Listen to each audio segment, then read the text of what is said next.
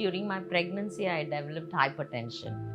And it was not diagnosed properly by my gynecologist, who let it go till the 7th month, and we saw my albumin was 4+, which is very high for a pregnant woman to have. When you're pregnant, your kidneys really take a beating because they are working for two people. When that happened, we started checking my blood pressure, and she saw it was abnormally high. It was rapid because my BP was so high, and not taking the medication on time every day. It was stipulated that I should do it every day, which I didn't do. I was very careless with my life. Within 2 years, when Anju was just 3 years old, both my kidneys failed rapidly. Once your body gets accustomed to this way of life, believe me, after 17 years, for me doing dialysis every day 4 times is like brushing my teeth, or it's a part of life now. And how we get around to doing that is, every person who, whether it's kidney failure or any disease, we have to have acceptance first. She has taken care of herself. She is in control of her life and her treatment. I'm so proud about that, because I don't have to step in and say to Shanti, do this and do that, because she's a very disciplined patient, and she is one among the few longest living patients on continuous ambulatory peritoneal dialysis in this country. She motivates other patients, she motivates me, and she gives me the strength to take this treatment forward.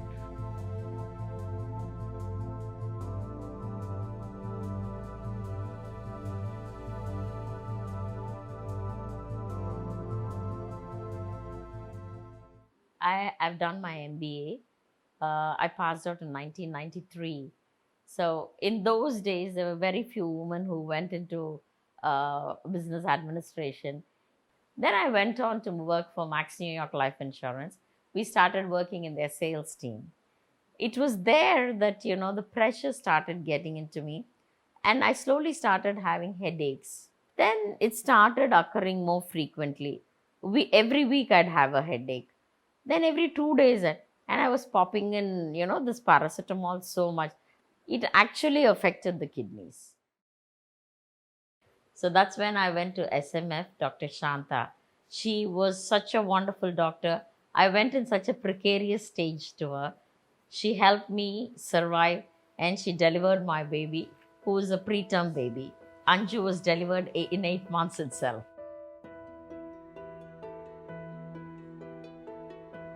At that time, Dr. Shanta told me, your kidneys are not functioning to the full, so you need to take medication for it. With a small child, your focus is so on the baby. I used to forget taking my medication. And after the whole day's work, I'll go lie down, and then oh God, I didn't have my BP medicines. I was very careless, and I think that was one of the biggest faults that led to kidney failure for me.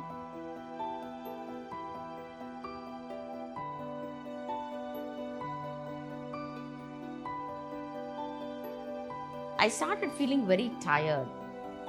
I'm normally a very active person, buzzing around the house, and I used to keep lying down, and sleeping a lot. So my father-in-law noticed this, and said, she's normally not like this, so why don't you take her to the doctor and check it out? So we first went to the gynecologist. She found me severely anemic. She said, why is this happening? Because I was taking good food. Just after delivery, I was feeding the child and everything. And I was taking rich food, and yet I was very, very weak. So then they said, let's take a few more tests. And that's when, we saw the urea, creatinine. These levels were on the rise. Creatinine has to be below 1. It should be just 0.6, 0.7 in normal people. It had already crossed to 3.5 for me at the time when we checked out. So then the doctor said, no, this is not a right thing, so you've got to go to a nephrologist. So that's when we came to Dr. Georgie, and he checked out and he said, yes, it's not such a great scenario, but we will try with medicines, to keep you at this level at least. I was having the medicines, and there's a lot of water retention started happening, and it started happening on my chest. So I could not breathe easily. And when I lie down, I can't breathe. So it started slowly. The third day of the water retention, I had to sit and sleep. Dr. Georgie said, no, she needs to be put on an immediate dialysis, hemodialysis, to remove that water retention.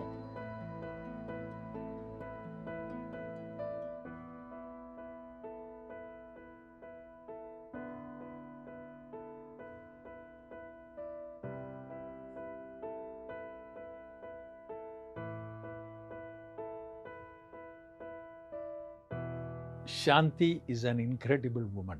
She is my dearest patient whom I have been taking care for the last 17 years. Kidney disease doesn't have any symptoms. It is a scar in the kidney which is slowly progressive, irreversible, and often asymptomatic in early stages, unlike any other system in the body.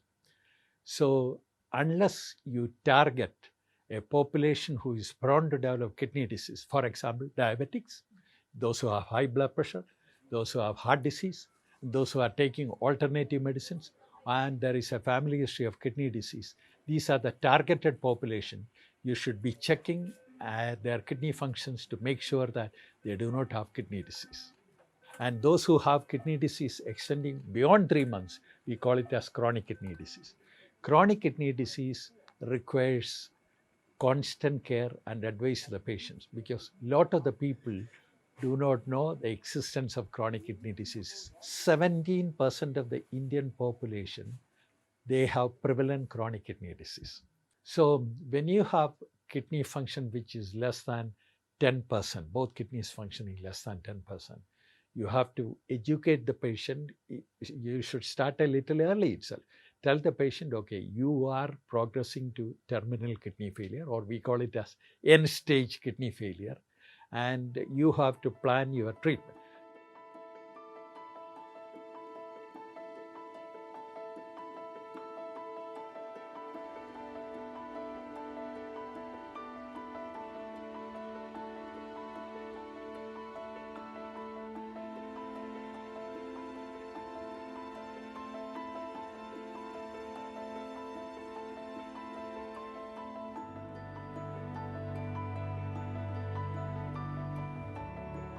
We have about 62 million diabetics in this country and another 60 million who are pre-diabetic. So it is presumed that 1 in 2 or 1 in 3 diabetics will develop diabetic kidney disease. So every diabetes patient, when they have a diagnosis of diabetes made, they should have their kidney function test also done. And this is not happening in this country.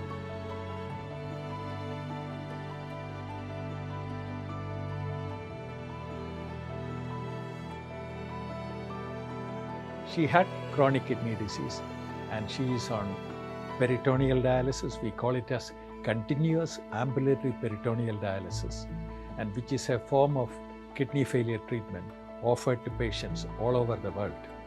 The advantage is that it is a 24-hour, 24/7 treatment. So the poisons are being removed continuously in peritoneal dialysis. So they have more relaxation with regard to diet, water intake and salt intake. Whereas in hemodialysis, you have seen that they come for dialysis, they lie down there for 4.5 hours, they are dialyzed. The moment you stop the dialysis, again the poisons are accumulated. It is like a seesaw pattern. Goes down at the end of dialysis, then it comes up. Whereas in the continuous ambulatory peritoneum, it is a flat line regarding the poison removal as well as the water removal.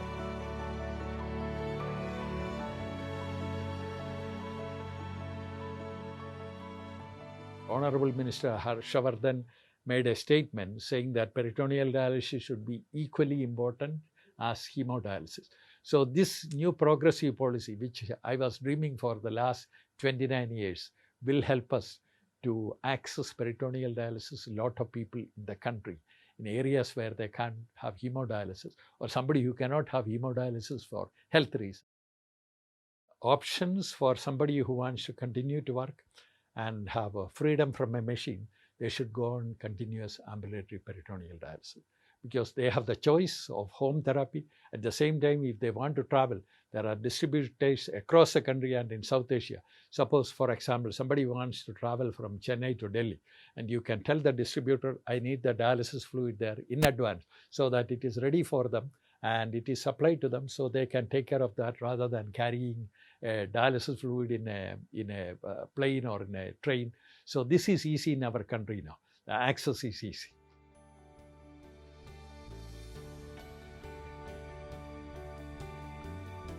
The doctors actually train you well, They tell you if you do these, the risk factors are less.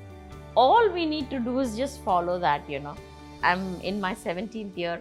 I'm going to finish my 17th year and start my 18th year in April next, in 2020. So I think, that longevity I got only because I listened to my doctor.